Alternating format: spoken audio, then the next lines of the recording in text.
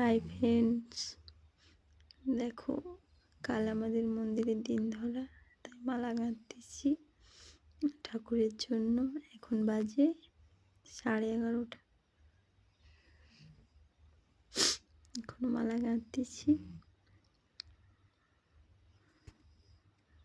মালাগুলো গাঁথতে গাঁথতে আমার হাত থেকে সুচটা ভেঙে গেল।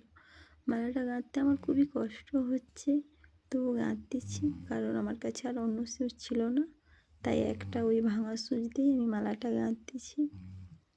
আমার মালাটা গাঁথতে খুবই কষ্ট হচ্ছিল, তবুও গাঁথছি, কারণ ঠাকুরের জন্য মালাটা গাঁথছি।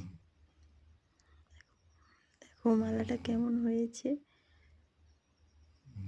অতটাও ভালো নয়, তবু আমার পক্ষে আমার মনে হয় আমি ভালোই গেঁথেছি।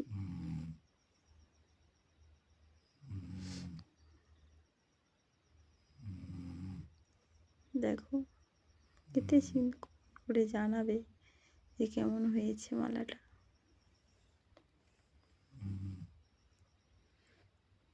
এই বড় মালাটা সম্পূর্ণ হয়েছে,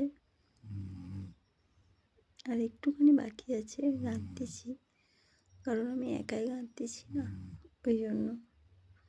অনেকগুলো মালা গেঁথেছি, 7-8টা মালা গেঁথেছি, সেই জন্য আমার হাত থেকে সূচটা ভেঙে গেল এবং এখনো মালা গাঁথতেছি। অনেক রাতও হয়ে গেল, 11:30 পাড়ি গেছে, এখনো মালা গাঁথতেছি। কি করবো বলো, গোবিন্দর জন্য তো রাত জেগেও মালা গাঁথতে হয়, কারণ আমরা ভগবানের কাছ থেকে বলে এসেছি তার কর্ম করব আমরা, তাই একটু কর্ম করতেছি ভগবানের সেবার জন্য। আশা করি তোমাদেরও ভালো লাগবে। ভগবানের কাজ করলে খুবই আনন্দ পাওয়া যায়। রাধে রাধে।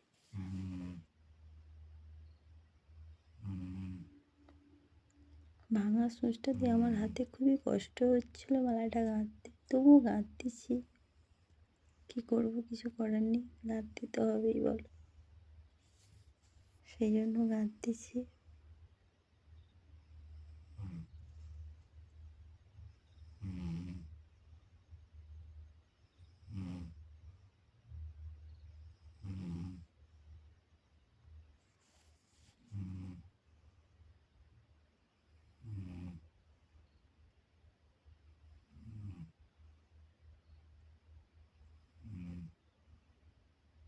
আর একটুখানি বাকি আছে।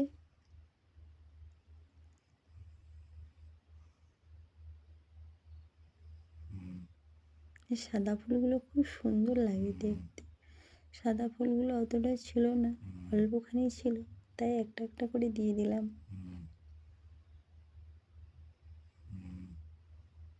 মালাটা গাঁথা কমপ্লিট হলো। দেখো কেমন হয়েছে, নিশ্চয়ই ভালো হয়েছে। আমি তো মনে করি গোবিন্দর জন্য আমার কাছে খুবই ভালো হয়েছে, এবং তোমরাও নিশ্চয়ই জানাবে কেমন হয়েছে মালাটা গাঁথা।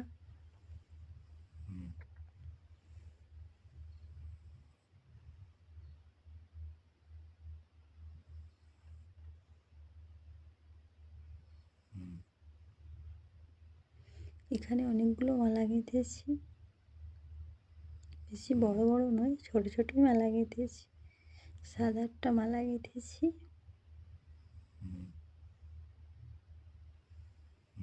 কারণ মন্দিরের চারপাশে সাজানো হবে, সেই জন্য। এটা একটু বড় করেই টাঙানো হবে, সেই জন্য বড় করেই গেঁথেছি। এবার গোপুর জন্য একটা সাদা ফুলের মালা গাঁথবো, আমাদের গোপু সোনার জন্য, স্বয়ং শ্রীকৃষ্ণের জন্য।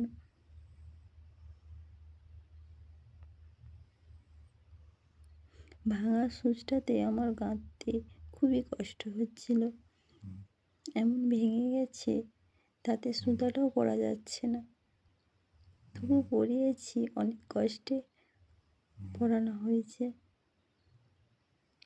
খুবই কষ্ট করে পরানো হয়েছে। অনেকবার ট্রাই করতেছি, একবারও হচ্ছে না। লাস্টে হয়েছে।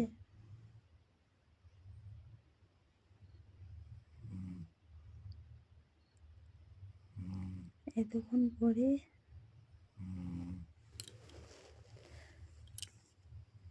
একটু জল হাত করলাম, তাও হচ্ছে না। এতক্ষণ সময় দিচ্ছি, তাও হচ্ছে না। এবার হয়ে গেছে। এবার আমাদের গোপু সোনার জন্য একটা ছোট্ট মালা তৈরি করব, চেরি ফুল ও গাঁদা ফুল দিয়ে।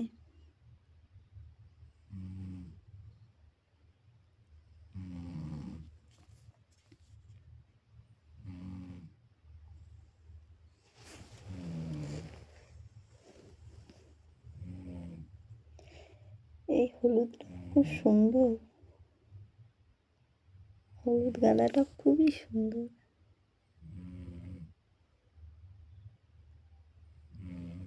এবং চেরি ফুলগুলো খুব সুন্দর।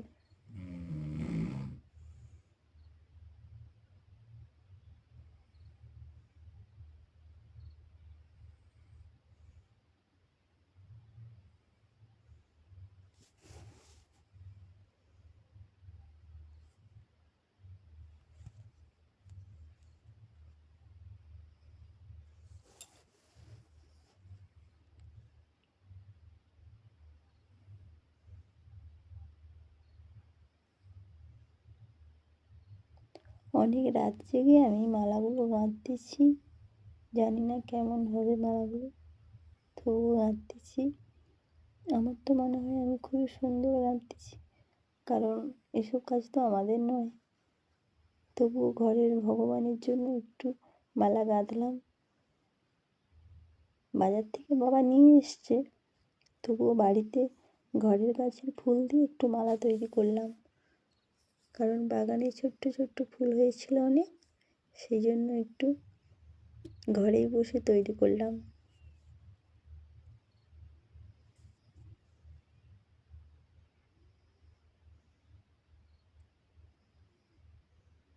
কারণ আমরা ভগবানের কাছে বলে এসেছি যে ভগবানের সেবা করাটাই খুবই সুন্দর।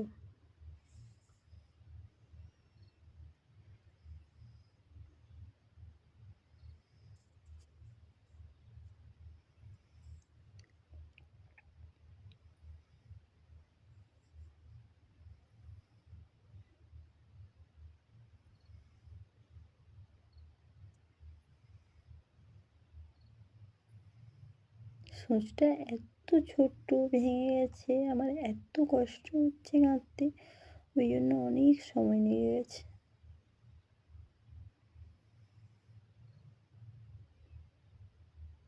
এই গাঁদাটা খুব সুন্দর, এত সুন্দর গাঁদাটা, কালারটা খুবই সুন্দর।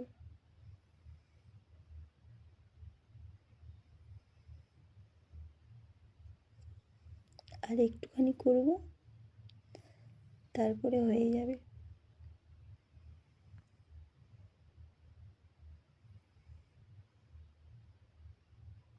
তো আর একটুখানি বাকি আছে।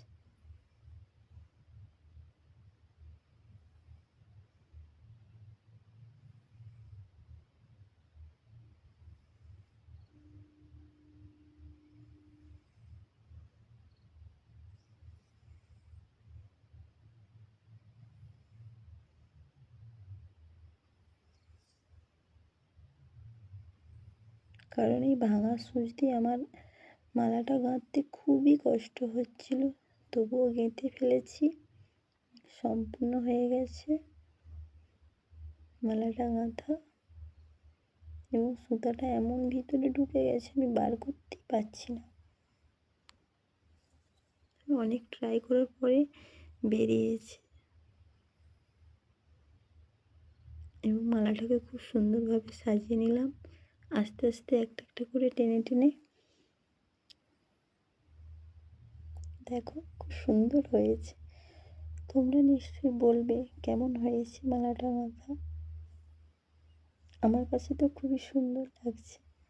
তোমাদের কেমন হয়েছে গোপু সোনার জন্য মালাটা আমি গেঁথেছি, নিশ্চয়ই কমেন্ট করে বলবে। এবং মালাটাকে খুব সুন্দরভাবে আস্তে আস্তে সাইজ করে নিলাম, যাতে ফুলগুলো এলোমেলো না হয়, সুন্দরভাবে থাকে। দেখো খুব সুন্দর লাগছে, সত্যি এত সুন্দর লাগছে, ভগবানকে পোড়ালে তো আরও সুন্দর লাগবে। আমাদের গোপালটা যেহেতু ছোট, তাই ছোট্ট করে মালাটা তৈরি করলাম।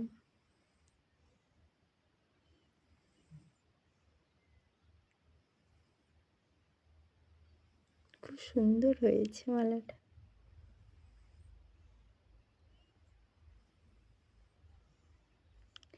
ফুল মালা গাঁথা কমপ্লিট। দেখো বড় থেকে ছোট ছোট মালা তৈরি করে ফেলেছি। খুবই সুন্দর লাগছে আমার।